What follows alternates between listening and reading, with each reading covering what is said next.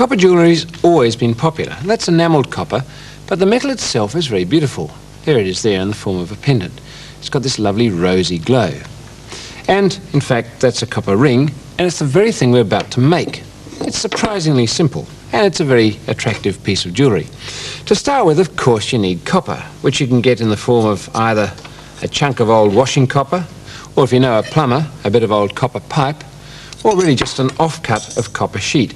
But start with something that's not too thick. That's about the right sort of thickness to begin with. And you need to really texture the surface to make it more interesting. Now, a traditional surface is dimpling, and you do that with a hammer like this. You see the rounded bit on the hammer? That's just producing dimples as you hit. That's used in tankards, and it's used in copper jewellery. But if you haven't got a dimpling hammer, you can make do by getting your copper like that and using something like a chisel, and that will give you a surface of this kind, sort of hatching like that. Or you can use something like a nail head on the side. That'll give you funny little indentations like that. Anything at all which will texture the surface does the job. But I'm going to use the dimpling hammer because it produces the best kind of surface that I know. And in fact, I've already worked on this, hitting it all over to produce a dimpled surface. And there we are, very much like the tankard that you saw. Well, as you work on this, and I'm using a brick as an anvil, that's perfectly okay. Something smooth and hard is all you need. As you work on it, you'll stretch the metal in one direction more than the other, and the whole thing will dish. You can see it there catching the light.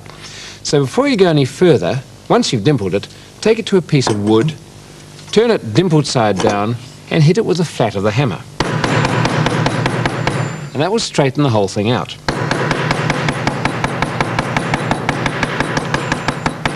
There we are. The reason for the wood is that it doesn't destroy the texture you've put in there, and it doesn't scratch it either. And there it is, a nice flat dimpled surface ready to be worked upon. Well, if I was going to make a ring for myself, I'd need to measure my finger. Let's say I take the little finger there. Take a piece of paper, a strip of paper really, about the width you want, wrap it round the part of the finger where you want the ring to be, make sure it overlaps, and where it's fairly loose, get a pair of scissors and just cut the whole thing through. Here we go. Down there and snip.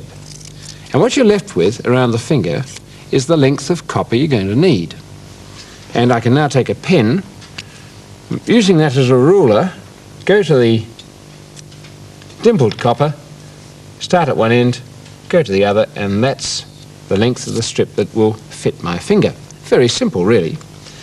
Now, cutting copper is not too hard. It's in fact rather soft metal, even once it's been beaten, and you might find you can get away with a pair of scissors, providing they're not your parents' best scissors. You can see that's cutting quite easily. If scissors won't do it for you, and it can be hard if you've got small hands, tin snips might do. Just cut a good parallel strip all the way down to that mark and then across. And theoretically, that's a strip of copper to be turned into a ring of the right size. Now, of course, the cutting curls it, so once again, back to the wood and the hammer.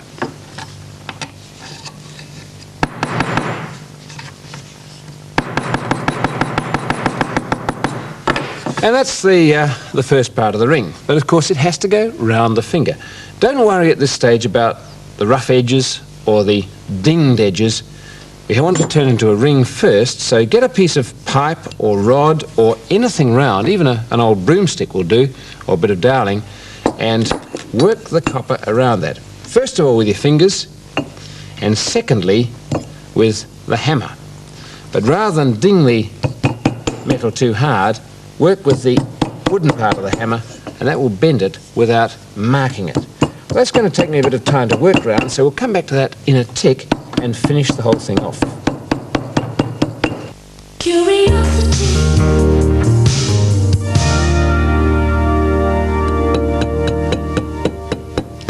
And back to the copper jewellery, because we now have a ring, but we don't have a join. You can see how badly those ends are fitting each other. And you have to make them fit exactly. You can do it by a combination of cutting, like that, bending one inside the other and then reverse it, and, if you like, or you really must, I suppose, filing, like that, getting a file in the gap, or pulling sandpaper through them, first on one side and then on the other. In any event, you have to keep going until the join is as good as this. Really, a hairline crack you can only just see, because unless those two sides are touching perfectly, the solder won't flow. And soldering is what's going to keep your ring together. And you do it like this. First of all, get this sort of solder. Any hardware store will have it. It comes like wire, and inside it is this miraculous stuff called flux. I'm going to take a little bit off like that. The flux comes out under heat, flows into the join, and keeps the metal clean, so that, in fact, the solder sticks to it, and then the join sticks to itself, or the two sides do. And you want about as much as that, so really, I suppose, it goes halfway across the ring. You can see it in there, lying on the crack itself, and I hang the ring up on the point of a file or a nail or anything like that. That's about ready for the soldering. The solder's on the crack, I'm holding it on the point, and I can transfer it to something as simple as a candle flame. And here we go, in the candle flame, and you have to leave it, I suppose, for, I don't know, about a minute, minute and a half.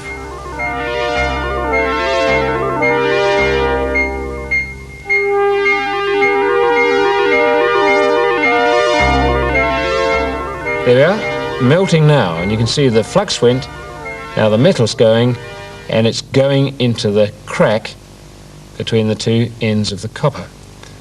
And as you get it hotter, it flows in and really does the job of joining it. Well, that's pretty hot now. We can cool it off in water. And it's instantly cool. I can dig it out, and it's just ready for finishing.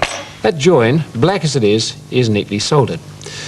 Well, those ends are fairly rough from the hammering, so take a piece of sandpaper or wet and dry and work the edge like that. And as you do that, just keep checking. Eventually you'll find it comes up pink all round, and that will mean it's ground down to a nice flat finish. Turn it over, do the other side, and when you're happy with that, make sure it hasn't got a rough finish for the finger by finishing off with sandpaper or a file on the outside and on the inside, like that. Then a final burnish with steel wool, and you'll end up with this sort of effect. A ring which is not only soldered very neatly along the join, but burnished and smooth and fitted to you.